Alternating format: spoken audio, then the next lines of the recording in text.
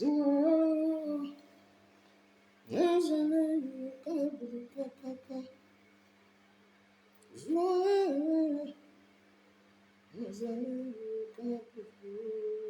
ami.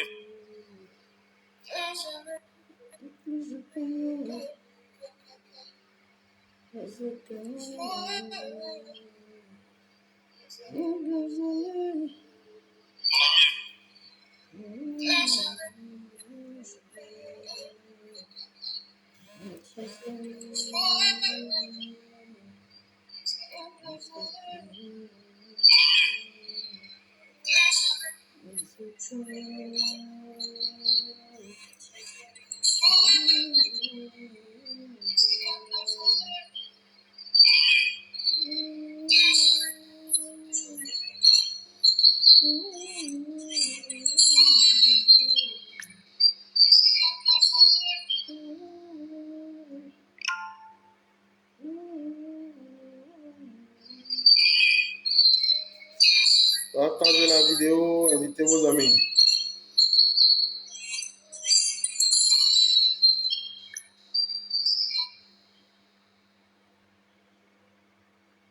Je vais te bloquer, hein. Cheikh Abdul, voilà, je vais te bloquer.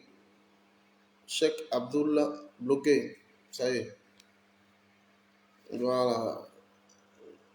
Ceux qui viennent raconter leur merde d'ici pendant que nous on est dans un combat, je vais te bloquer. Chap chap. Voilà, c'est mieux comme ça.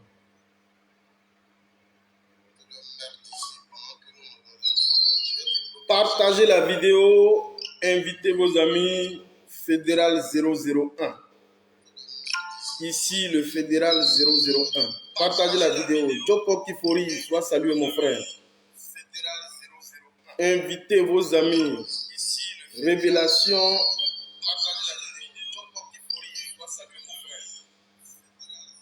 Très fracassante à vous faire. Au fur et à mesure, nous avons de la lisibilité par rapport à Cathy. Invitez vos amis, partagez la vidéo, invitez vos amis.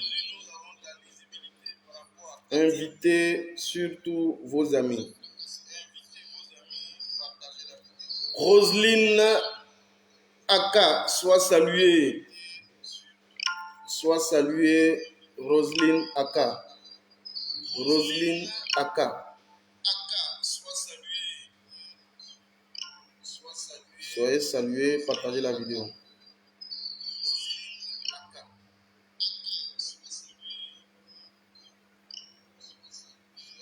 Soyez salués, hein.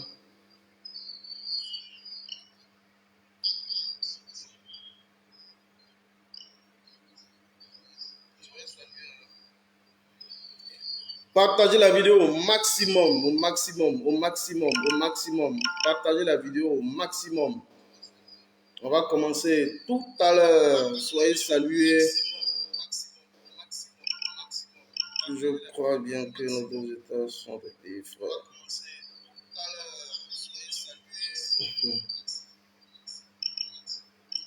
Legui Tivoli.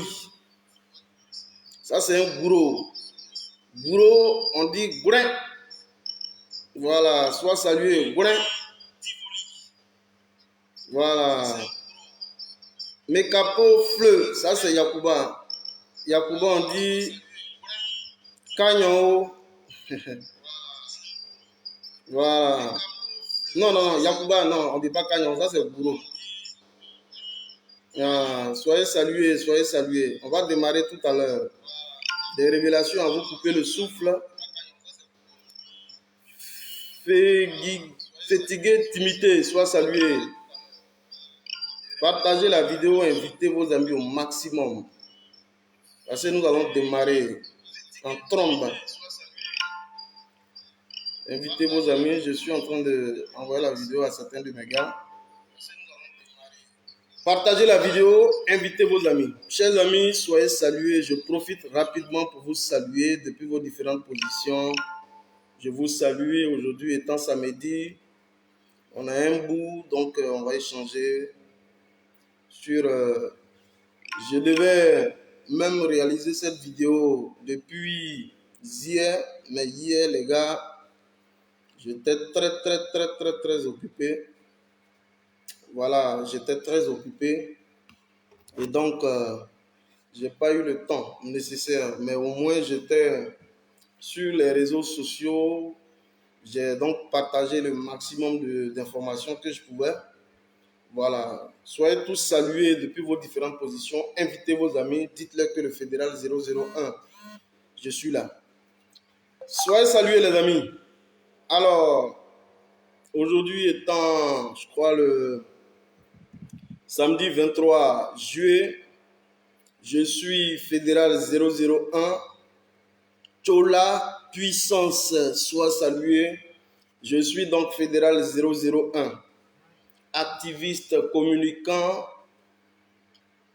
panafricain et membre des générations et peuple solidaire.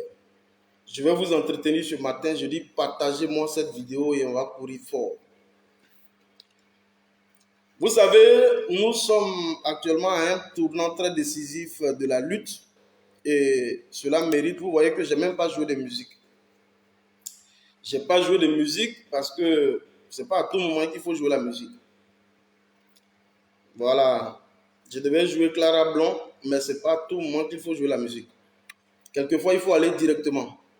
Alors, bon début de semaine à vous, soyez tous salués. Chers amis, je vous avais réalisé une vidéo brillantissime, je crois, avant-hier, dans laquelle j'avais fait donc une description réaliste de la situation. Jean-Philippe Manizewa soit salué, dans laquelle j'avais naturellement fait une description très réaliste de la situation au niveau du Mali, où j'ai donc montré les différentes phases, les différentes dimensions à partir desquelles l'État malien était attaqué, ça veut dire au niveau économique, au niveau diplomatique, au niveau sécuritaire et même au niveau médiatique également. Alors aujourd'hui, nous allons rentrer de plein pied sur l'attaque de Kati. Qu'est-ce qui s'est passé à Kati? Quels étaient les objectifs visés par ces mercenaires du groupe Wagner? Il faut qu'on en parle. Je dis partager la vidéo. Il faut qu'on en parle. Les informations nous venaient à compte-gouttes depuis hier. Nous sommes aujourd'hui en droit d'avoir une nette lisibilité par rapport à la situation au niveau de Kati. Je profite ici pour vous dire que Kati est la ville où il y a la plus grande garnison militaire du Mali. Et Kati, dans cette garnison militaire du Mali, c'est là que réside Assimi Goïta de façon officielle. Hein? C'est là qu'il réside. Et Kati est pratiquement à une quinzaine de kilomètres de Bamako. Alors, pourquoi on décide de frapper Kati? Mais pourquoi l'action de Kati, c'est-à-dire la frappe de Kati, a été donc déjouée? Je vous avais expliqué au niveau sécuritaire la fois dernière que les gens avaient procédé par petites vagues d'introduction, par petites vagues de groupes armés. Et donc, ceux qui étaient à la limite, ne décrochez pas parce que je vais vous donner point par point ce que les gens visaient depuis hier. Alors, avec l'introduction par petites vagues de groupements armés qui étaient déjà en faction sur le territoire malien, c'est avec cela que les kamikazes, parce qu'ils ont procédé par des kamikazes, ça veut dire que c'est des personnes qui ont été conditionnées. On leur fait donc un lessivage de cerveau. On leur dit que vous allez vous mourrez non seulement pour vous, mais vous mourrez pour la patrie et vous serez très bien accueillis auprès de Allah. Vous allez bénéficier d'une dizaine de vierges. Alors votre vie là, sur l'existence terrestre, elle n'a pas tout son sens. Allez-y, mourrez pour des convictions nobles. Et donc ceux qui ont été envoyés à Kati, effectivement, c'est des gens qui ont procédé sous forme Madness Premier. Soit salué. C'est des gens qui ont procédé par des mouvements kamikazes. Mais ce qui est important dans cette affaire, c'est qu'est-ce qu'ils visaient. qu'est-ce qu'il visait naturellement? Nous sommes ici en droit de vous dire, que nous avions eu raison très tôt de stopper les 49 mercenaires du groupe Wagner convoyés depuis la Côte d'Ivoire jusqu'au Mali. Parce que quand je vais vous lire ce que les gens visaient, vous aurez froid dans le dos, parce que à la vérité, c'était un plan qui était bien orchestré et bien huilé et bien dosé depuis les officines du RDR. Donc ne décrochez pas, je vais vous parler de cela tout à l'heure et je vais vous montrer effectivement l'humiliation diplomatique que Alassane Dramane Ouattara a dû essuyer lorsqu'il s'est rendu au niveau de l'Afrique du Sud. Vous allez aussi également entendre ça. Kona Lydie, soit salué, jolie maman. Vous allez également entendre cela. Alors écrivez fédéral marche, et puis je vais courir très fort. Écrivez fédéral Goïta marche, et puis je vais marcher très fort, parce qu'il faut que je marche. Nous sommes à 100, merci d'être là. Écrivez fédéral marche, et puis je vais marcher très fort. Écrivez ça. Chers amis, nous avons aujourd'hui de la visibilité par rapport à la situation qui prévaut au niveau du Mali. Au jour d'aujourd'hui, au regard d'un certain nombre d'informations que nous avons pu collecter sur le terrain, nous saluons ici la bravoure de nos forces de défense et de sécurité qu'on appelle au Mali les FAMA, c'est-à-dire qui sont les forces armées maliennes, qui ont usé en synergie avec donc la population. C'est pourquoi je l'ai dit dans ma précédente vidéo, il faut qu'il y ait une implication plurielle de la population dans les mécanismes de stratégie de veille et de sécurité. Je l'avais dit avant-hier. Je vais rapidement ici vous présenter le bilan officiel qui est donc fait sur la base de production d'un communiqué. La voix du ciel, artiste chevronné du tradi moderne dans toute la Tunisie, soit salué. Je l'appelle généralement Bro Kadensa. Voilà, la voix du ciel, je l'appelle généralement Bro Kadensa. Voilà, quand je dis ça, lui, il sait de quoi je parle. On se connaît. Bro Kadensa. C'est un artiste dida, mais c'est le patron du tradi moderne au niveau de toute la Tunisie. Sois salué, mon frère. Bro Kadensa. On est ensemble. Je vais vous présenter déjà le bilan officiel. Parce qu'il faut aller déjà dans le cadre officiel. Et donc là, je vais vous présenter le bilan officiel sur la base de production d'un communiqué alors des autorités maliennes. Et puis, vous ne décrochez pas parce que je vais vous donner les objectifs clés. Ce pourquoi on frappe Kati. Et pourquoi on frappe Kati, je vais vous donner toutes ces raisons. Ne décrochez pas. Je vais ici vous présenter l'image même d'une femme déguisée, une femme terroriste, qui est donc dans l'équipe du groupe Wagner. Terroriste déguisée, mais qui a été appréhendée sur le terrain, surtout avec la synergie, la coopération de la population malienne. Je voudrais saluer cette population. Je voudrais tout personnellement saluer cette population. C'est pourquoi, quand j'ai fait les propositions avant-hier, je l'ai dit dans l'une de mes propositions, pour ceux qui ont suivi ma vidéo, j'ai dit, il faut une implication plurielle de la population dans les mécanismes de veille stratégique et sécuritaire. Je l'ai dit avant-hier. Et vous voyez qu'aujourd'hui, l'analyse que j'ai faite porte ses fruits parce qu'à la vérité, vous avez pu voir que toutes ces personnes du groupe Wagner qui ont été capturées, l'a été possible que par la coopération de la population. Maman Douchka Pakora, la mère de tous les activistes pro-Côte d'Ivoire, que tu sois du CONGEP, que tu sois du Front Populaire, que tu sois du PPACI, que tu sois du PDCI, que tu sois, je ne sais pas où, la mère de tous les activistes pro-Côte d'Ivoire, c'est elle qui est Douchka Pakora. Mettez les cœurs pour elle. C'est comme ça. Voilà. Alors, Avant que je ne vous présente le communiqué, je voudrais être clair sur quelque chose. Et je veux que ce discours soit entendu de tous. Tous ceux désormais qui vont nous traiter d'antipatriotes, qui nous disent que, parce que mon WhatsApp, mon inbox est très rempli. Tous ceux, ne faites pas que je vais faire un festival de mercon, parce que je ne suis pas là pour ça. Tous ceux qui vont m'écrire désormais, pour me dire, Fédéral, tu n'as pas de cœur. Comment tu peux être ivoirien et puis aller supporter un autre pays qui attaque le tien? À ceux-là, si je vois ce type de message dans mon inbox, je vais venir ici pour vous faire un festival de mercon. Il n'y a rien à faire. Je ne veux pas qu'on m'embête avec ça. Je suis dans un combat, je n'ai rien à foutre avec le régime de Côte d'Ivoire. Voilà mon souci. Sinon, je suis ivoirien. Ça n'a rien à voir avec supporter la voyoucratie de ce qui se passe au niveau d'Abidjan. Donc, ne m'écrivez plus pour me dire ça. Voilà. J'espère qu'on a été entendu.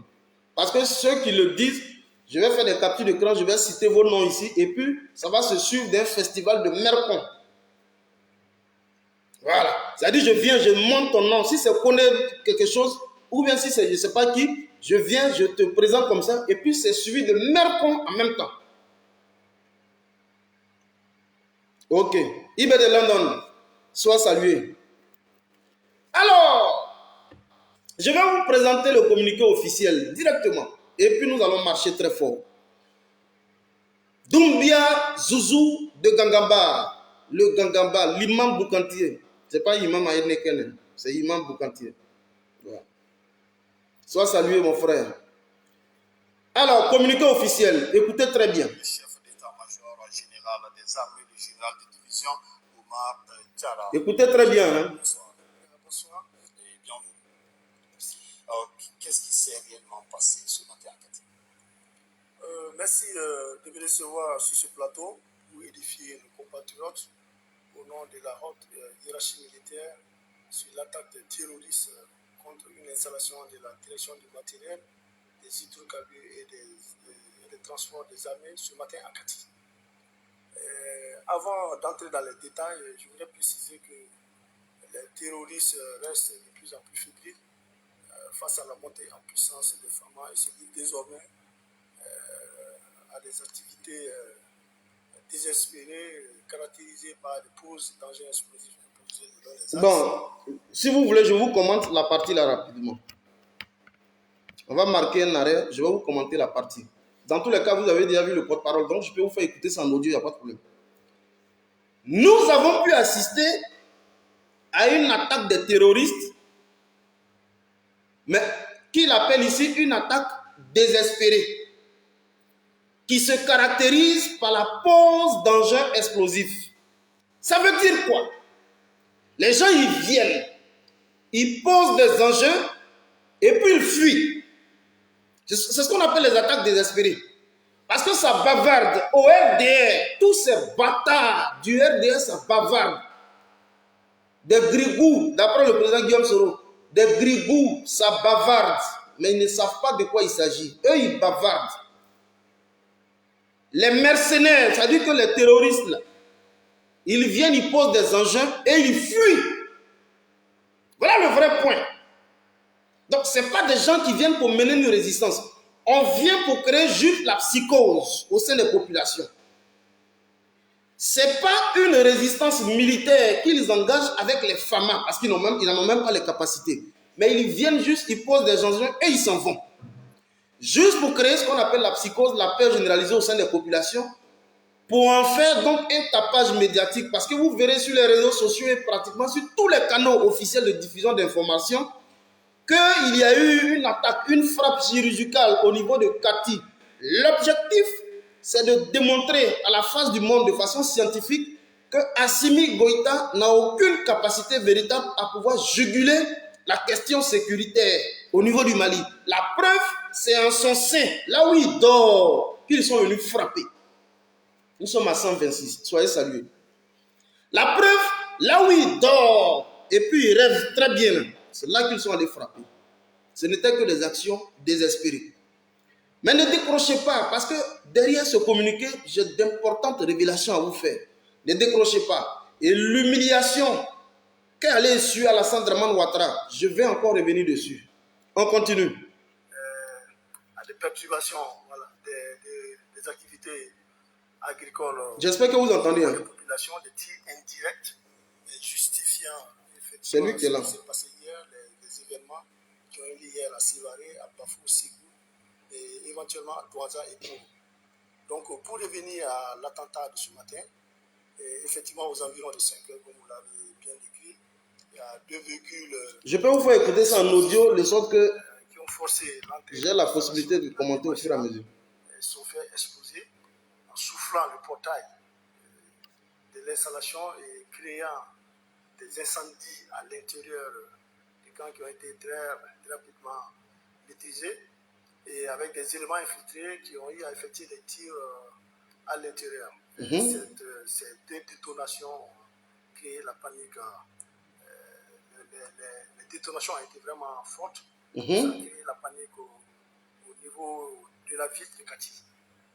Donc c'est en gros les déroulés de l'événement. C'est lui qui parle qui est là. Hein. Ce matin. Le général. Les coups de feu ont commencé. Les femmes ont été une fois de plus montré un professionnalisme remarquable en activant le plan de défense qui était là, le plan d'activité qui était là, en bouclant rapidement la zone et aux premières lueurs de la journée, là, prendre contrôle de la situation, et nettoyer rapidement l'installation et éventuellement poursuivre et ratisser derrière les terroristes, mais c'est les sécurités de la zone. Alors, on parlait également toute la journée des menaces au niveau de l'aéroport et de la cité. Et écoutez, hein. Donc, vous avez vu que les gens ont procédé par la pose d'engins explosifs. Ce qui a plus créé la psychose au sein des populations, c'est qu'il y a eu de fortes détonations de ces engins. Aussitôt, les populations ont été apeurées. Mais ce qu'il convient ici de noter, c'est qu'il y a eu une capacité de réaction rapide de nos forces armées maliennes, que j'appelle les FAMA, qu'on appelle les FAMA. Une capacité de réaction ultra rapide. Donc, les personnes ont été vite fait cernées. Il y a eu des arrestations importantes qui ont été faites. Il va revenir tout à l'heure sur le bilan. Mais le bilan, il est estimatif parce que jusque-là, nous sommes encore dans la poursuite de ces personnes-là. Donc, des recherches sont en train d'être effectuées sur le terrain. Alors, c'est le lieu de rappeler que ce que vous avez vu hier au niveau de Kati, à la vérité, ce n'était que des actes désespérés. Mais il fallait faire ce qu'on appelle la mise en train, c'est-à-dire créer quelque chose et de permettre à ce que ceux qui étaient déjà en faction, parce que je vous l'ai dit depuis avant-hier, que des gens ont procédé par introduction, par petites vagues de groupements armés qui sont déjà en faction au niveau du Mali. Parce que si on a pu appréhender 49 mercenaires du groupe Wagner, Mighty God, 49 mercenaires du groupe Wagner, imaginez ceux qui on n'a pas pu mettre la main. Est-ce que vous suivez très bien? On poursuit le communiqué. L'objectif des terroristes, c'est de créer la psychose. La psychose. En menant des actions comme ça à Kati, effectivement, ça crée la psychose ce matin. Oui. Parce qu'au niveau de la cité administrative, on a demandé aux gens de rester un peu sereins pour qu'on vérifie certains éléments de sécurité. Wagner. Ce matin, que ce soit l'aéroport de Bamako, que ce soit la cité administrative, aucune menace en ici. Madeleine Kondo. Ah, je sais que c'est Yacouba. Sois salué. Maman, sois salué. Bon, le bilan que vous venez de dire, effectivement, c'est écoutez le bilan. Effectivement, que nous disposons actuellement. Du côté des femmes, il s'agit d'un mort et de 6 blessés, dont un civil. Côté FAMA, le bilan estimatif. Le bilan côté FAMA, c'est-à-dire côté des forces régulières, un mort, 6 blessés, dont un civil. Non, Kondo c'est Baoulé. Ah, d'accord. Parce que je connais un ami qui est Yacouba qui s'appelle Gondo. Ah, d'accord. Ok. Merci beaucoup. Moi, je tellement, c'est le souffle On écoute. de la détonation. détonation. Oui. Et du côté des assaillants, il y a eu 7 assaillants, 7 corps qui ont été retrouvés. Côté assaillant. Non, attends, il va finir. Il y a eu 8 personnes qui ont été interpellées. Et parmi... Côté assaillant, nous avons eu 7 qui ont été neutralisés. En termes militaires, quand on dit neutralisés, ça veut dire qu'on les a accompagnés aux cieux. Voilà, on les a accompagnés auprès de leur père, qui est donc Satan. On les a accompagnés là-bas. Et il y a eu 8 personnes qui ont été interpellées. C'est important. Le bilan qu'on vous produit ici, c'est un bilan de source officielle. Et ça, il faut qu'on le donne d'abord. Donc, il y a eu 7 personnes qui ont été neutralisées directement. Et il y a eu 8 interpellations. Vous allez voir tout à l'heure une dame et ça va où tomber. Les véhicules piégés qui ont explosé, Oui. Il a été estimé approximativement 3 éléments par véhicule. Henriette Tourin, soit salué. Il fait le bilan et beaucoup de matériel qui ont été récupérés, comme vous pouvez le dire. Oui. Alors, quelles sont les perspectives après cette attaque? Bon, les perspectives, moi je voudrais rassurer nos compatriotes. Oui. Que les femmes restent encore plus qu'engagées dans la lutte contre le terrorisme. On n'a pas de choix, c'est notre pays. Patrice Yoa, soit salué. Nous sommes engagés. Mhm. De la plus haute autorité militaire jusqu'au plus bas niveau, tout le monde se bat. Et c'est un combat que nous avons réussi, que nous ne voulons pas. D'accord. Donc, je voulais rassurer nos compatriotes par rapport à ça. Oui. Et je voulais dire aussi que nos compatriotes comprennent en matière de lutte contre le terrorisme, il est demandé de la résilience. Oui. Ça demande de longue haleine, ça demande de la détermination. Et aussi, il faut travailler dans la solidarité pour pouvoir éviter. Bon, je pense qu'on va arrêter là. Le communiqué, vous allez le voir plus tard parce que j'ai déjà fait ces importantes analyses. Nous demandons donc à la population d'engager ce qu'on appelle une chaîne de solidarité. Ça, il est en train de le dire, je l'ai dit avant-hier. Mais de la résilience, je l'ai dit avant-hier. Il faut donc engager des campagnes de sensibilisation au patriotisme, de sorte que les gens soient réunis autour, ils fassent bloc autour de leur gouvernement de transition.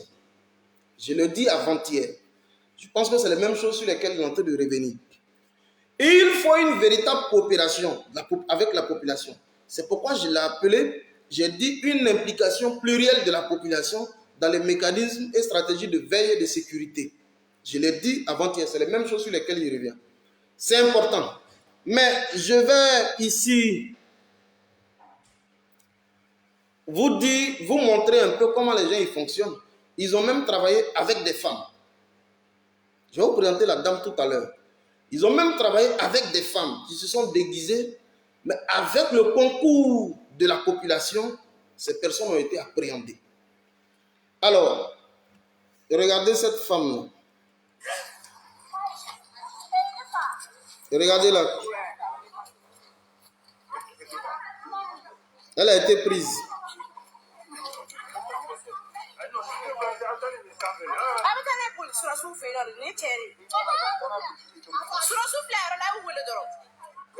On reprend. Hein? Vous la voyez bien, non?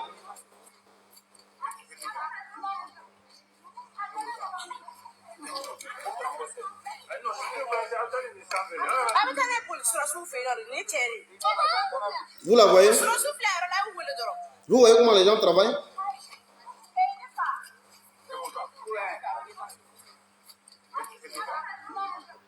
Vous voyez comment les gens travaillent, même avec des femmes. Même avec des femmes.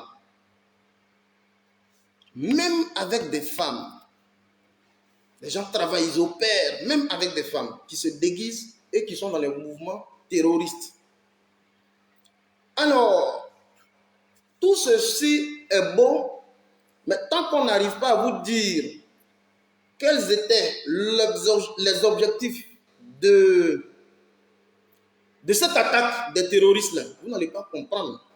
Parce qu'on ne peut pas se lever un matin, frapper l'une des garnisons les plus importantes dans le Mali, qui est donc la garnison de Kati. Si on ne vous dit pas, vous ne pouvez pas comprendre.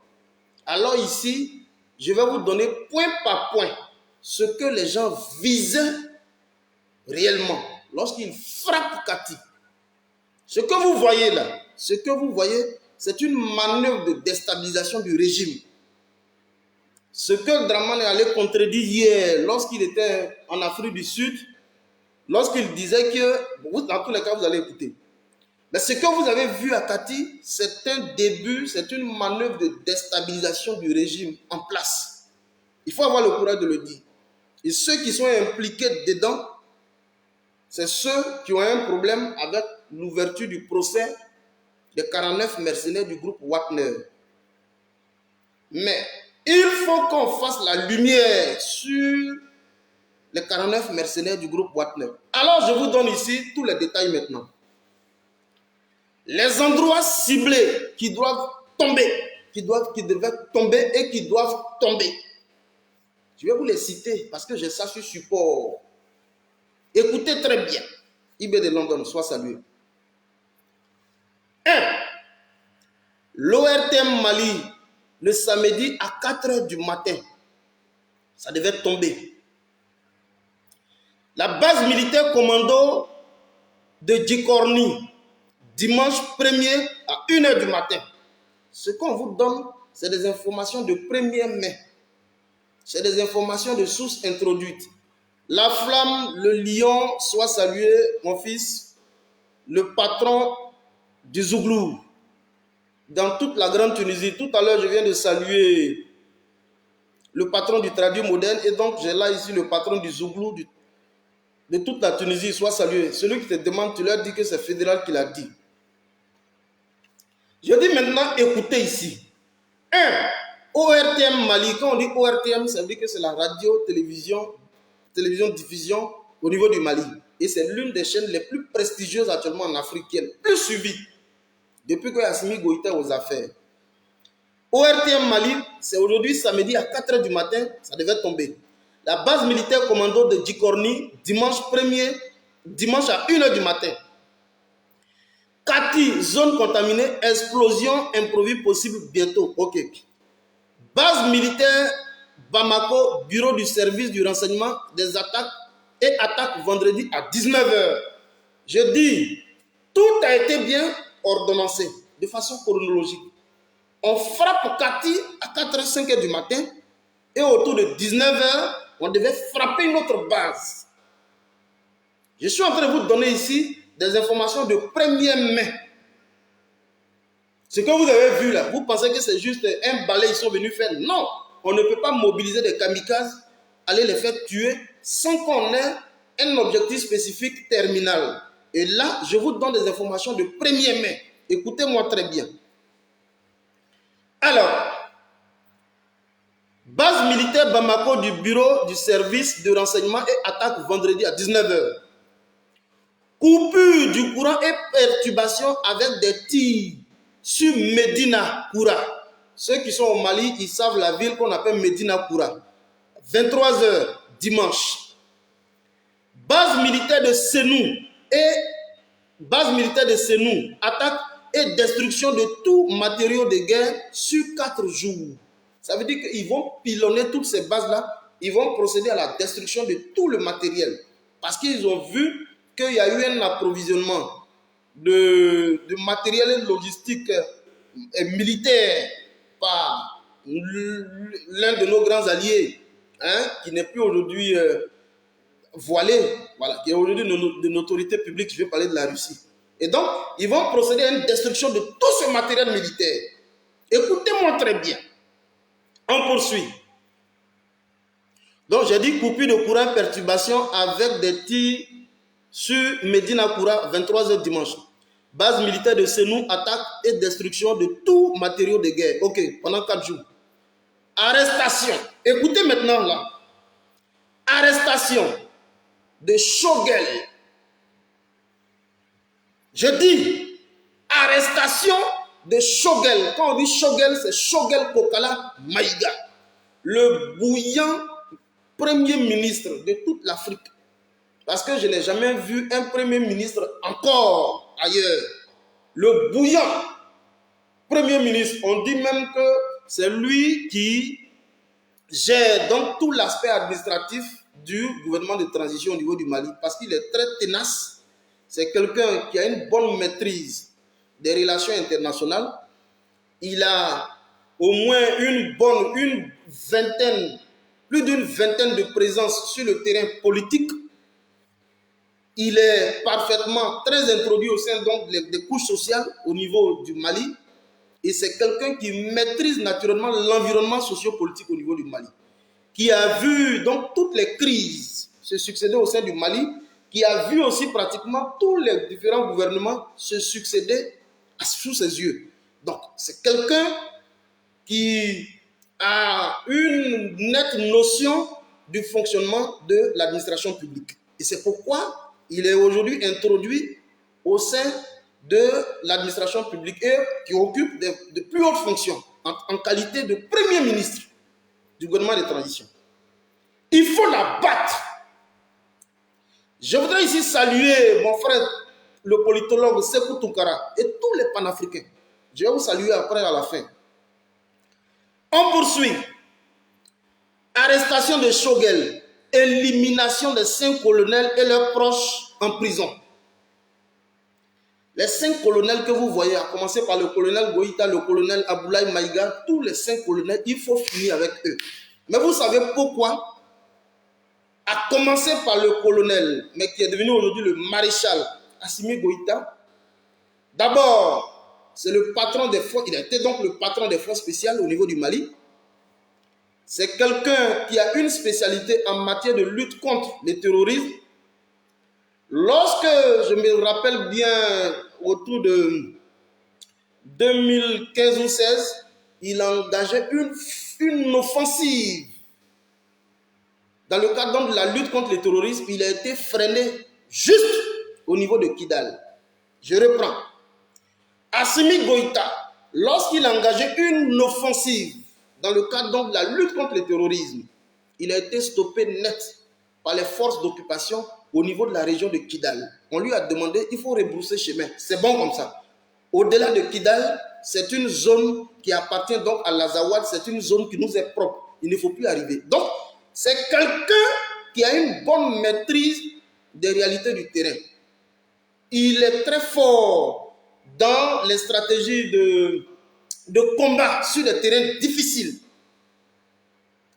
Et ce monsieur, il maîtrise le front, les fronts, tous les groupements tactiques interarmés que vous voyez sur les lignes de front. Assimi Goïta, c'est lui qui les dirigeait. Et donc, il maîtrise cette armée. C'est pourquoi il est un président, mais pas n'importe quel président, c'est un président qui a une forte dose en lui de la fibre patriotique. C'est un patriote avant tout. Parce que je le dis, on peut être à la tête d'un pays, même si on est militaire. Mais regardez bien ce qui se passe au niveau de la Guinée, comme du Burkina, c'est tous des militaires. Mais est-ce que c'est de véritables patriotes? Lui, Assimi Goïta, c'est un véritable patriote.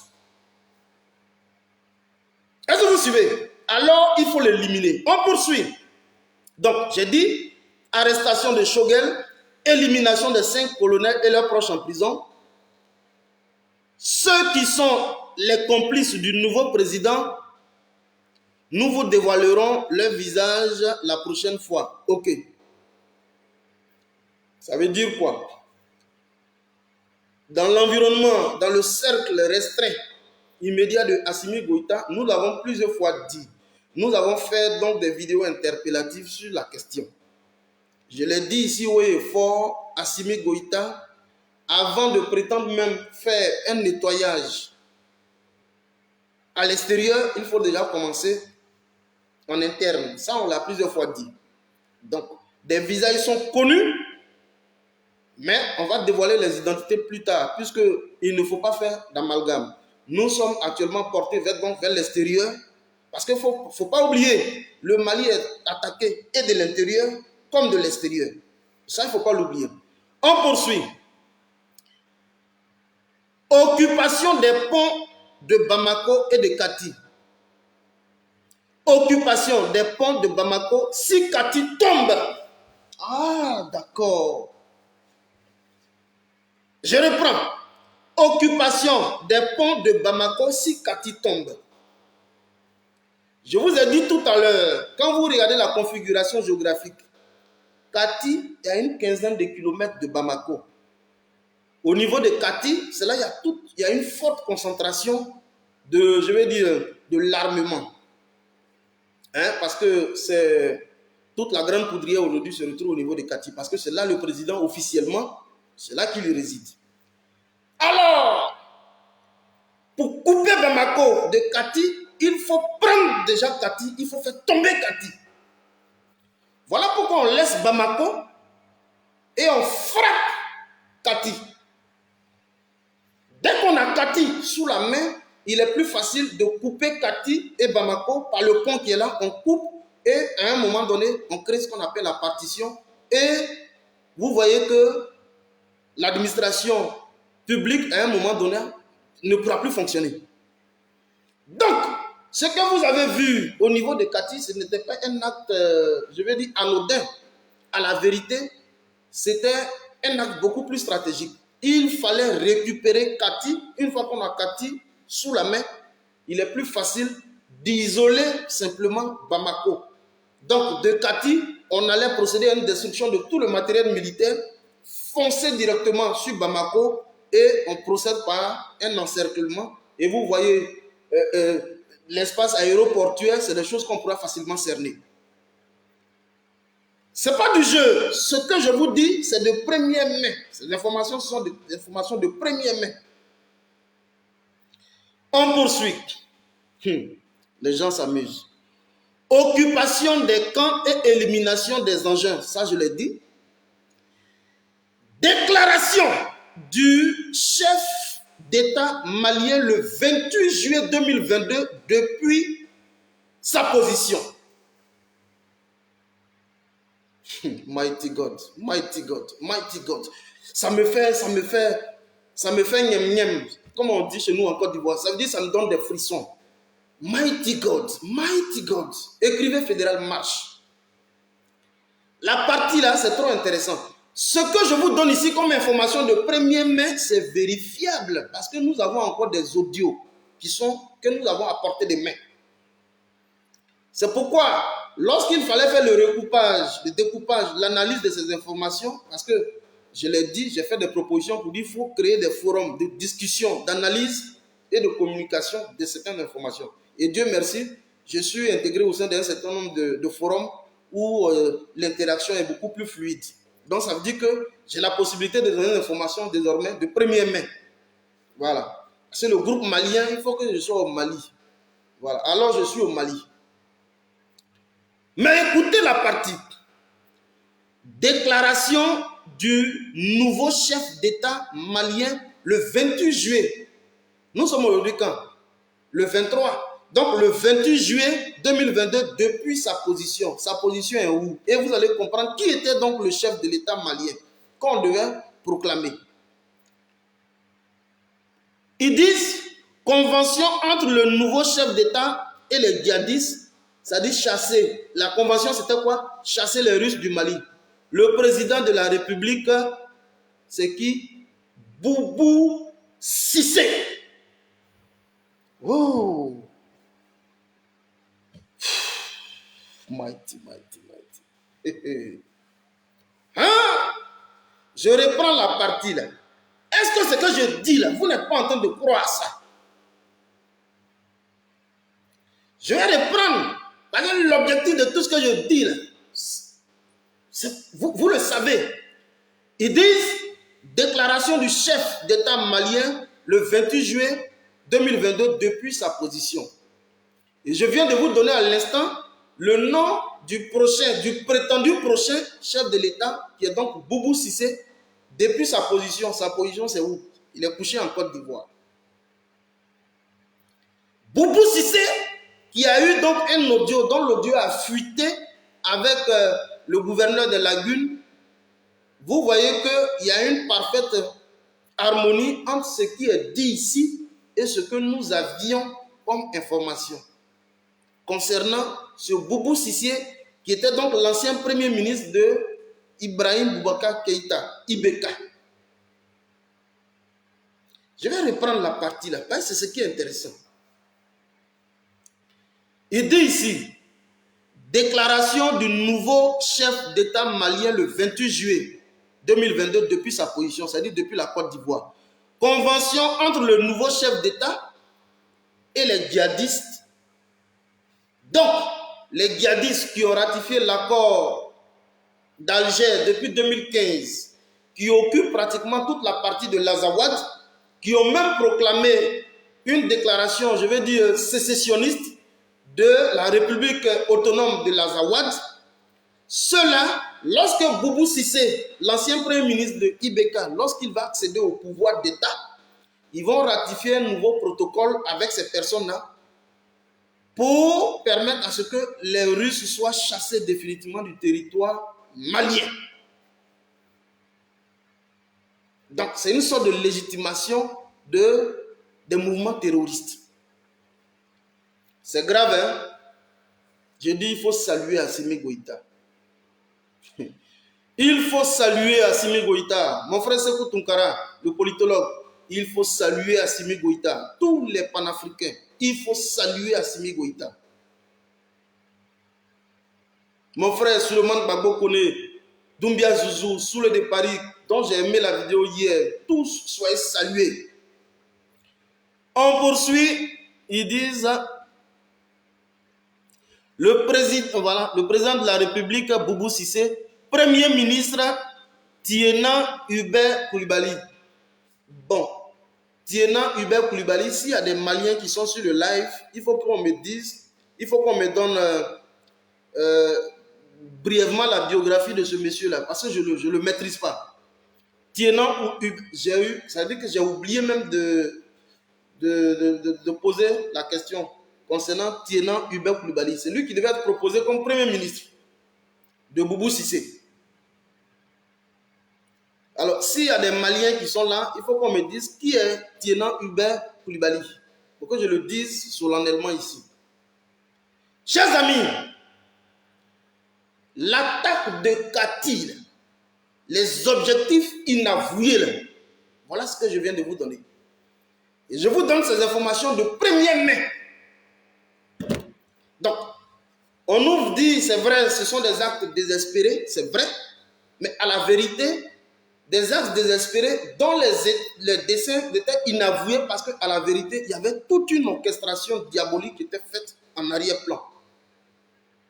On ne peut pas venir cibler un camp militaire aussi important dans toute la région malienne, aussi important comme celui de Kati, et puis dire que c'est un acte anodin, circulé, il n'y a rien à voir. Non, le Mali tient donc à sa souveraineté, le Mali tient donc à l'intégrité territoriale, le Mali accorde un intérêt suprême aux questions sécuritaires, surtout qu'aujourd'hui, le Mali est en proie à une menace terroriste. Donc, les questions sécuritaires, c'est des choses sur lesquelles il ne faut pas badiner. C'est pourquoi nous, on le dit. Vos 49 mercenaires du groupe Wagner, ils seront jugés et ils seront condamnés au Mali.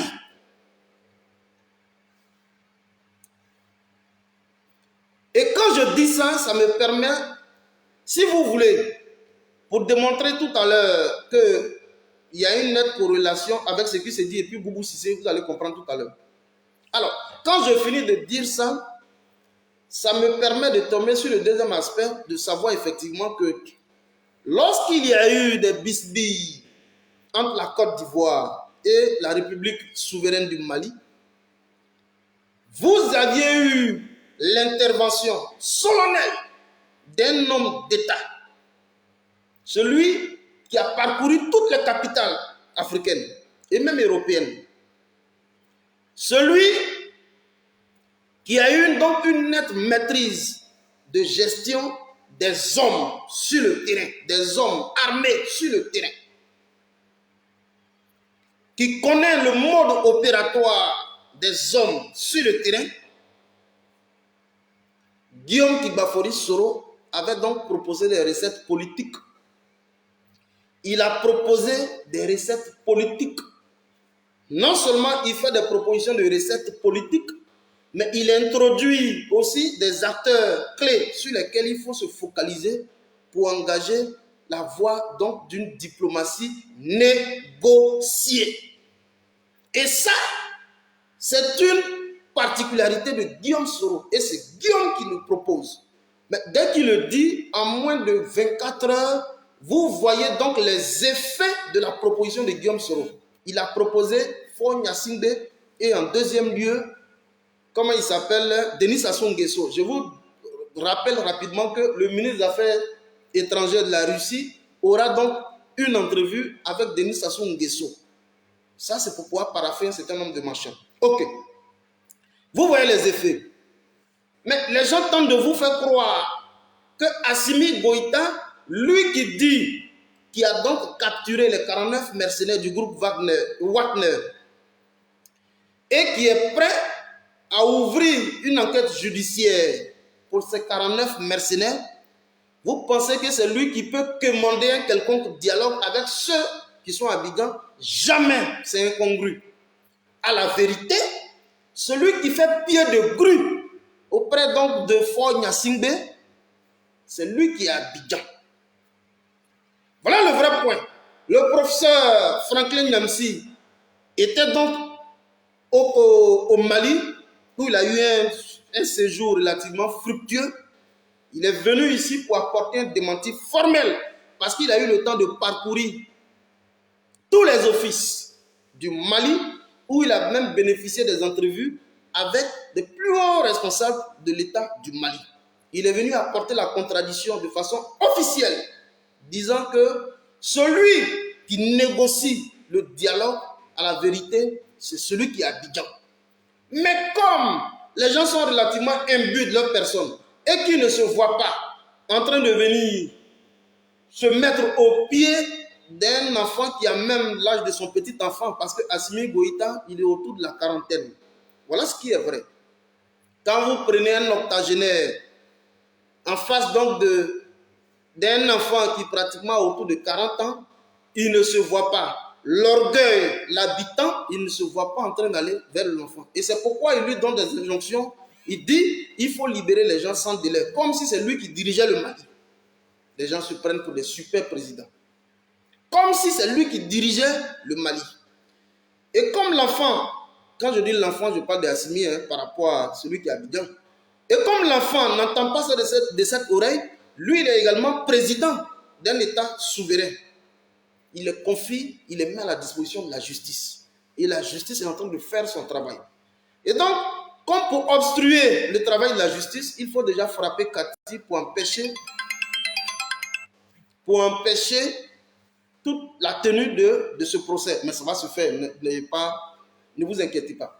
Alors, ce qu'il avait refusé, la voie du dialogue, donc la diplomatie négociée, c'est ce qu'il allait dire lorsqu'il était en Afrique du Sud, mais cette fois-ci de la façon la plus maladroite.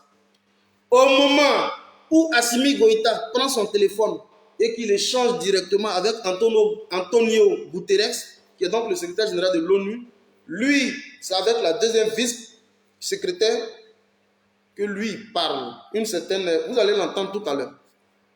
Ça veut dire que le gars est tombé. Au niveau international, on ne lui accorde plus du crédit. Tous ceux qu'il avait brandis comme un trophée de guerre sont visiblement en train de le lâcher. Quand vous voyez des déclarations contradictoires des Nations Unies qui viennent pour l'incriminer directement, ça veut dire qu'il n'est plus en odeur de sainteté avec ces personnes. Et il faut que ce discours soit entendu. Les gens, ils ne font que jouir, ils ne font que gesticuler à Abidjan. C'est leur affaire. Mais la réalité sur le terrain, ce régime-là, c'est du passé. Alors, vous allez l'écouter. C'est important. Et si vous voulez, après, je vous présente Boubou Cissé. Vous allez l'écouter. Parce que je suis obligé de présenter Boubou Cissé. Je suis obligé. Pour contredire ce que je vais vous présenter, je suis obligé. Écoutez ici le monsieur. Des populations, frères et sœurs, par conséquent, il n'est pas question pour nous de nous engager dans une quelconque tentative de déstabilisation. Vous dites de faire la transparence, je pense que c'est les Nations Unies qui doivent faire la transparence totale dans cette affaire, et c'est pour cela d'ailleurs que j'ai eu un entretien avec Madame la vice-secrétaire générale, Madame Amina, le mardi dernier, et tout le monde regrette cette situation et je pense qu'il faut qu'il y ait un dénouement rapide. Pays amis, Je reprends encore. frères et sœurs, par conséquent, il n'est pas question pour nous de nous engager dans une quelconque tentative de déstabilisation. Vous dites de... Il n'est pas... Attendez, je n'ai pas bien cerné la partie. Écoutez-le. Pour nous, de nous engager dans une quelconque tentative de déstabilisation. Vous dites de faire la transparence. Il n'est pas question pour nous, c'est-à-dire pour eux les nouveaux Ivoiriens de 2010, il n'est pas question pour nous de nous engager dans une quelconque tentative de déstabilisation d'un État voisin. C'est-à-dire, moi je ne sais pas, est-ce que vous pouvez croire à ce qu'il dit? Parce que je vais vous présenter tout à l'heure l'audio de Boubou Cissé. Il dit qu'il n'est pas opportun donc pour nous de nous engager dans une tentative de déstabilisation d'un État voisin comme le Mali. Est-ce que ce que l'octogénaire dit, est-ce que c'est vrai? Parce que nous avons ici les audios téléphoniques avec Boubou Cissé. Je vais vous présenter, parce que je suis obligé de le dire, de vous les présenter. On poursuit. Je pense que c'est les Nations Unies qui doivent faire la transparence totale dans cette affaire et c'est pour cela d'ailleurs que j'ai eu un entretien. C'est du n'importe quoi. C'est-à-dire, les gens veulent se donner une certaine contenance. Guillaume Soro a proposé une solution à l'africaine avec des personnes de ressources qui ont été directement présentées. Fort Yassingbe et comment on appelle ça? Denis Sassou Nguesso. Il y avait eu un début de discussion, effectivement, parce qu'il a eu une entrevue avec le chef d'État malien et puis celui qui est à Abidjan. Il y a eu un début de discussion. Mais dès que vous avez vu ça sur la toile, et dès que vous avez vu, aussitôt tous ces moutons-là ont commencé à dire « Oh, Assimi, c'est lui qui commande une quelconque rencontre. » Vous voyez, ils ont commencé à raconter leur merde. C'est Assimi qui commande une quelconque rencontre. Et donc, pour se donner une certaine allure d'homme d'État qui a tout le carnet d'adresse au niveau international, lui, il veut sortir par une diplomatie négociée à l'africaine pour se donner un autre genre. Pour dire, effectivement, il faut que l'ONU vienne s'investir dans cette affaire. À la vérité, nous, on n'est plus en odeur de sainteté avec l'ONU. La preuve, le porte-parole même de la MINUSMA, on lui a demandé tranquillement de partir, Olivier Salgado. Voilà. Et le mouvement Yerewolo sur les remparts, qui est donc dirigé par Ben Le Cerveau et tout son boing, sont allés introduire une correspondance formelle au siège donc de la MINUSMA pour leur demander de partir. Donc, tout ce qui est Nations Unies n'est pas le bienvenu au Mali. Voilà la vérité. Donc, on n'a pas besoin d'une organisation internationale. La preuve, lorsqu'il y a eu les attaques, les morts au niveau de Moura, 50 morts au niveau de Moura, l'ONU a demandé qu'une enquête soit diligentée, une enquête internationale soit diligentée. Qu'est-ce que les autorités ont dit? Ils ont dit non. S'il doit y avoir une enquête, il faut que ça se fasse de façon conjointe. On a compris que l'ONU viendra non seulement pour faire des enquêtes biaisées, mais des enquêtes partiales et des enquêtes unilatérales. Alors, tout ce qui est ONU là, sur le sol malien n'est pas le bienvenu. Il ne faut pas se donner une certaine contenance. Mais ce qui nous importe, écoutez. Avec Madame la vice-secrétaire générale, Madame Amina, oui. Le mardi dernier, et tout le monde regrette cette situation. Non, je pense qu'il faut qu'il y ait un dénouement rapide. Pays amis et des populations frères. C'est faux ce qu'il dit. Parce que nous ne pouvons pas nous engager dans une tentative de déstabilisation. Ça va, merci vous-même. Oui, ça va bien. Écoutez-le, voilà sa discussion. Quand il dit, nous ne pouvons pas nous engager dans une tentative de déstabilisation d'un pays voisin, quand il le dit au niveau des nations, au niveau de l'Afrique du Sud, je pense que c'est faux. Parce que voilà ici l'audio. L'audio téléphonique avec Boubou Cissé. Celui qui est donc... comment on va dire ça? Celui qui est donc pressenti pour être le prétendu futur président de la République du Mali, Boubou Cissé, et son premier ministre, tenant Hubert Koulibaly. Voilà, donc on écoute. D'accord, on m'a fait le message, mais je ne savais pas si tu étais à Niamey ou à Abidjan. Oui. Je suis arrivé hier. Ah, mais je suis content. Je vais rester quelques jours ici. D'accord, en attendant qu'on se voit, je voulais que tu me briefes un peu. Oui. Je vois le président de la commission aujourd'hui avant qu'il n'aille au Burkina. D'accord. Voilà comment les choses se passent au Mali. Bon, Écoutez. Malgré tout ce qu'ils veulent faire croire, Oui. la situation reste très difficile pour eux. Vraiment, ça va être extrêmement difficile de tenir encore. Je vous rappelle, pour ceux qui ne le savent pas, Boubou Cissé, c'était un entretien qu'il a eu avec lui, je crois, dans le mois d'avril-mars, où on était en train de faire pression sur le gouvernement de transition pour la définition rapide d'un cadre électoral permettant l'organisation technique des élections. Et donc, lui, il est en train d'activer la société civile et certaines organisations des partis politiques de l'opposition au niveau du Mali. Et donc, celui-là, on lui a donné gîte couvert en Côte d'Ivoire. Et celui qui lui a donné gîte couvert en Côte d'Ivoire, c'est celui qui est à Abidjan, Draman. Et donc, c'est avec lui qu'il est en train de s'enquérir de l'évolution de la situation sur le terrain. Et il lui fait des promesses. Parce que c'est lui qui est son poulain. C'est à lui qu'il a fait donc toutes les promesses de l'introduire dans de grands cercles d'influence au niveau international. En tous les cas, c'est son poulain. Donc, écoutez très bien.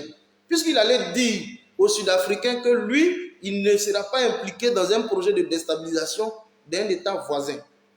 Nous avons ici la contradiction formelle sur la base de l'entretien de l'audio téléphonique avec Boubou Cissé, le prétendu futur président du Mali. Écoutez. Pour 3 à 4 semaines, financièrement. Donc, la pression, elle est vraiment là, elle est réelle, elle monte. Économiquement, les prix ont flambé. Et puis, les denrées alimentaires, c'est difficile aujourd'hui de se procurer du riz à un prix normal, du sucre. Écoutez, le ciment aussi a été affecté. Donc, commence à se plaindre un peu parce que les gens ne travaillent pas beaucoup. Donc, je pense qu'ils ont beaucoup de pression. Mais bon, ils essayent de gérer ça. Faire voir qu'il n'y a pas de problème. Voilà, c'est le contraire. Celui qui répond oui. C'est ça. Ils vont un pays à 30 à 40% de son budget financé par l'extérieur. Ils pourront payer les salaires 1 ou 2 mois, mais c'est tout. Après, ils pourront même payer les salaires. Ils pourront même pas 1000 milliards d'emprunts régionaux. Absolument. Donc en 2021, ils n'auront pas ça. Comment ils vont faire? Ils n'ont plus accès à ça. Oui, absolument. Le ministre des Finances a fait sortir une lettre il y a une dizaine de jours où il menaçait carrément les banques commerciales à souscrire au titre. Et puis il a insisté pour qu'ils souscrivent physiquement. Donc il met un peu de pression sur les banques où l'actionnariat malien est le plus important. La BMS. Voilà, exactement. C'est la banque de développement. Écoutez, Bon, c'est terrible. C'est la seule. Je pense que maintenant, Choguel a pu trouver un moyen de faire adhérer une bonne partie de la population à un combat que lui seul a pu le mener. C'est le combat contre la France. Le combat non, les gens ils n'aiment pas Choguel. Donc il y a un certain nombre de gens qui sont derrière eux pour ça. Mais quand on a réalisé que économiquement, financièrement, ça ne va pas, donc ça arrive. Ils sont idiots. La Russie est la 11e puissance économique aujourd'hui.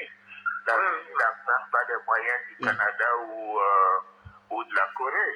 Vraiment, c'est pas la Russie qui va régler leurs problèmes. C'est vraiment, c'est des naïfs et des ignorants. Il a bloqué chacun, merci. C'est vraiment très très naïf. Et il n'y a pas de gens qui réfléchissent autour d'eux et puis sur ces aspects économiques-là. Mais la réalité, vraiment, est en train de les rattraper. Moi, je pense qu'ils seront écrasés par ça d'ici 2 semaines maximum. Je comprends pas. Ils sont tombés sur la tête. Oui. Et puis, c'est pas Choguel l'élément vraiment important. Hein. Ils ne le prennent plus au sérieux, mais c'est plutôt, ils l'utilisent. Mais c'est tout le ministre de la Défense et le ministre de l'Intérieur. Oui, en tout cas, la défense, j'ai vu aussi qu'il était un peu... Voilà, Boubou Cissé. Le plus jusqu'au boutiste, quoi. Oui, c'est un rusophone. Il pense que quand il va voir que la Russie ne peut pas les aider, en dehors de leur faire des promesses et d'envoyer quelques biens matériels. Je suis en train de faire un point. Bon, si j'ai l'occasion... Oui, non, je serai voir ça avant de je pars, je crois, c'est mercredi ou jeudi, mais je ferai tout pour te voir. D'accord. Bon, ça va, le reste là, ça ne nous intéresse pas. Là où vous allez vous voir, ça ne nous intéresse pas. À la vérité, quelqu'un qui dit ne pas être engagé dans un projet de déstabilisation, et nous allons chuter par là. Lorsqu'on rédige des sanctions inhumaines par le truchement de comment il s'appelle là, Jules Brou, au niveau donc de la CEDEAO, au niveau du conseil de la CEDEAO, on rédige des sanctions inhumaines imposables directement à l'État malien, mais c'est une forme de destruction, c'est une forme de déstabilisation. Je l'ai fait de fort en compte au cours d'un exposé dans ma vidéo précédente, ça je l'ai dit. C'est une forme de déstabilisation. Lorsqu'on suspend la participation du Mali dès la prise même déjà du pouvoir, c'est une forme de déstabilisation. Lorsqu'on procède par un gel des avoirs du Mali au niveau des institutions financières sous-régionales comme internationales, comme la Banque mondiale, c'est une forme de déstabilisation. Mais vous avez vu que ce gouvernement a résisté. Malgré la cessation du flux important d'activités économiques, le Mali a su résister. Ils ont pu se trouver d'autres débouchés, d'autres zones d'approvisionnement, avec donc notamment avec la Mauritanie, et le Mali a su résister. La honte, toute honte but, ils ont procédé, je crois, il y a de cela 2 jours, à une suspension de la levée des décaissements. Ça veut dire que tout l'argent qui était enfoui dans le trésor au niveau de la Banque mondiale sera donc décaissé. C'est pourquoi j'ai fait une proposition à Monsieur le Président d'y instituer rapidement des programmes spécifiques de relance économique rapide pour permettre donc aux Maliens d'être beaucoup plus en activité. Parce que vous savez, l'argent c'est le nerf de la guerre. Il faut que les gens soient en activité pour pouvoir résister. Donc je l'ai dit. Alors, on ne peut pas venir ici dire qu'on ne peut pas s'engager dans un projet de déstabilisation d'un État tierce pendant qu'on l'asphyxie économiquement. Et là, vous avez un audio palpant des échanges avec Boubou Cissé, celui donc qui était donc prétendu pour être le président du Mali. Voilà. Alors, il fallait être ferme sur cette question. Et je souhaiterais ici que juste après ça, que cette vidéo, tous les groupes au niveau du Mali, toutes les différentes pages puissent rendre cette vidéo virale. Il faut qu'elle touche jusqu'au tréfonds du Mali.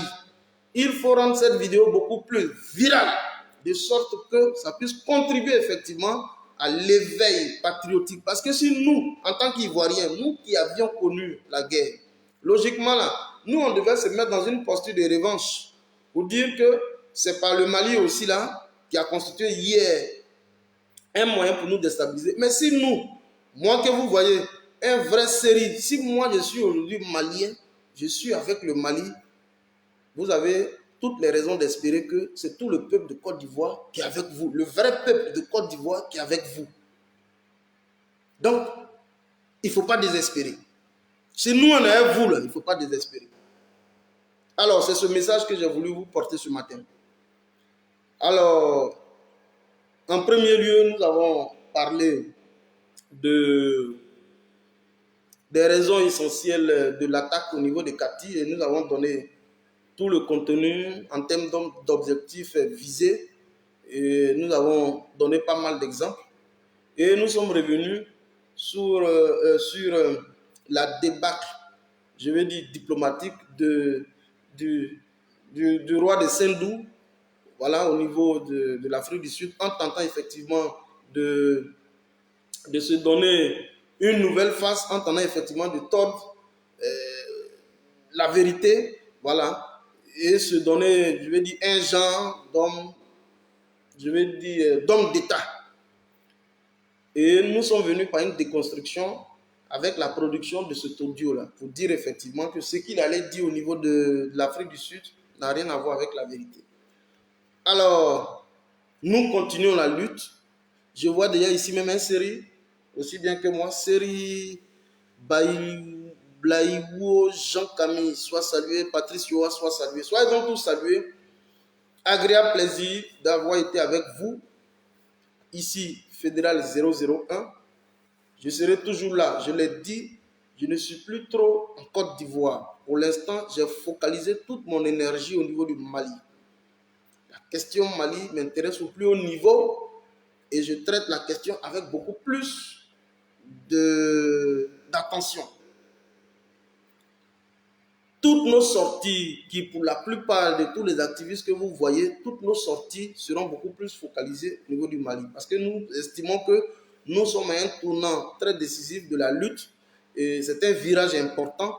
Alors, il faut concentrer tous les projecteurs au niveau du Mali. Parce que si le Mali tombe, je vous le dis, on repasse 100 ans en arrière. Et je profite en même temps pour dire, pour terminer, Dibo Dogué soit salué. Quand je finis ça, je termine par ce mot de fin. Président Assimi Goïta. Je dis il faut que cette vidéo soit virale après. Je sais que Tounkara, il sait de quoi il parle. Président Assimi Goïta. Quand on dit à l'ambassade de la République française au Mali de partir, quand on dit à la force Takuba, la force d'occupation Takuba de partir, quand on congédie le porte-parole des nations, de la MINUSMA au Mali, Olivier Salgado, de partir, quand on arrête 49 mercenaires du groupe Wagner et qu'on veut juger sur le sol malien, quand on met sur pied un dispositif sécuritaire pour pallier à toute velléité d'attaque sur le sol malien, ça veut dire quoi? Qu'on est prêt. On ne peut pas avoir posé toutes ces actions et puis être là en train de tergiverser. Ça ne marche pas. Le ministre des Affaires étrangères qui va se rendre au niveau du Congo, il faut que ce soit l'occasion rêvée pour le ministre des Affaires étrangères, Abdoulaye Diop, d'avoir un entretien fructueux sur la définition des normes sécuritaires par la ratification d'un accord de défense et de sécurité avec la Russie. On ne peut pas poser toutes ces actions en demandant aux gens de partir, espérant qu'il n'y ait pas un revers de la médaille.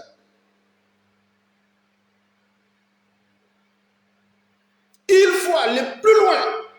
Il faut aller plus loin. Tout le monde dit que nous sommes avec Wagner, nous sommes avec la Russie. Il faut ratifier l'accord de défense et sécurité avec la Russie.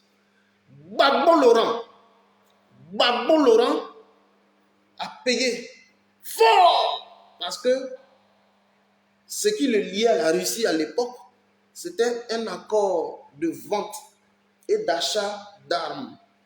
Point barre. Donc, en cas de pépin, la Russie ne bénéficiait pas d'un cadre juridique pour venir engager une offensive avec les forces d'occupation. Voilà comment vous avez vu, Gbagbo a été bombardé et il a été extrait comme un rat dans un trou. Et ils l'ont pris, ils l'ont déporté, ils l'ont envoyé au niveau de la haie. Assimi, si on te prend, ça dit qu'ils sont prêts à te dépecer et te brandir tes morceaux comme un trophée de guerre. On ne peut pas avoir fini de faire tout ça et puis être là en train de tergiverser. Je voudrais terminer par ça parce que je parle avec mon cœur. Quand le ministre des Affaires étrangères, là, Sergueï Lavrov, quand il arrive au Congo, là, il faut aller au coude à coude. Il faut ratifier les accords de coopération. La preuve, parce que quand j'écoute les vidéos de certains moutons, ils disent la Russie même pour lesquels vous applaudissez là, est-ce que vous avez un véritable accord de défense avec eux? Les accords de défense, ce que moi je connais au niveau de la Côte d'Ivoire, nous avons une représentation de l'armée régulière de la France sur le territoire ivoirien, que nous appelons le 43e BIMA.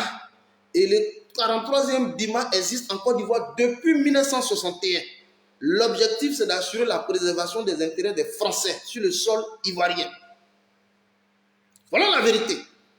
Et toute cette armée d'occupation existe au lendemain des indépendances. Nous avons exploité avec la France au-delà de 60 ans. Nous avons vu que ça ne peut plus marcher. Il faut changer donc de paradigme. Assimi Goïta. Assimi Goïta. Assimi Goïta. Je t'ai appelé 3 fois, président. Il faut changer de paradigme. Quand on dit abat la France, il faut que ça se matérialise en acte. Il faut signer maintenant les accords. De sorte que, même quand l'armée d'occupation de l'Occident frappe, la Russie est en droit de riposter. Je vous ramène à ce qui se passe au niveau de l'Ukraine. Quand vous faites la géopolitique, vous allez comprendre de quoi il s'agit. Je pense que j'en ai fini. J'ai longuement échangé avec vous. Voilà. Et ça valait le coup. Voilà. La Flamme, le Lion, soit salué. Le patron du Zouglou en Tunisie, soit salué. Merci infiniment pour ton nouveau single. Merci. Voilà. Merci infiniment. On est ensemble. Assimi Goïta d'autres. Non, on va le coincer jusqu'à ce qu'il signe. On va le coincer. Quand on va finir avec cet épisode-là, nos prochaines vidéos, on va le coincer jusqu'à ce qu'il signe. C'est tout. Parce qu'il veut signer, il hésite, il veut signer, il hésite, et puis on est dedans. On est dans une sorte d'embroglio. Nous, on n'est pas dedans. Tu signes ou tu signes. C'est tout. Tu signes ou tu signes. Point barre. Voilà. Alors, merci beaucoup, Conan Lydie. Merci beaucoup. On est ensemble. Je crois bien que, je ne sais pas s'il y a Eleanor qui est en ligne là. Donc, merci beaucoup. J'ai besoin de pas exceptionnel à Assimi Goïta. Tu as notre bénédiction. Merci infiniment. Merci beaucoup à tous ceux qui étaient là. Merci infiniment. Merci beaucoup. On est ensemble. Portez-vous bien. C'était donc le fédéral 001, activiste communicant pro-Côte d'Ivoire, panafricaniste et membre des Générations et Peuples Solidaires. On est ensemble. Portez-vous bien. Ciao, ciao. Bon début de week-end ensemble. Moins d'alcool parce que nous autres, on ne boit pas. Voilà. Nous, c'est la sucrerie. L'alcool, on ne boit pas. Merci infiniment. On est ensemble. Digo Dogue, merci. On est ensemble. Ciao, ciao.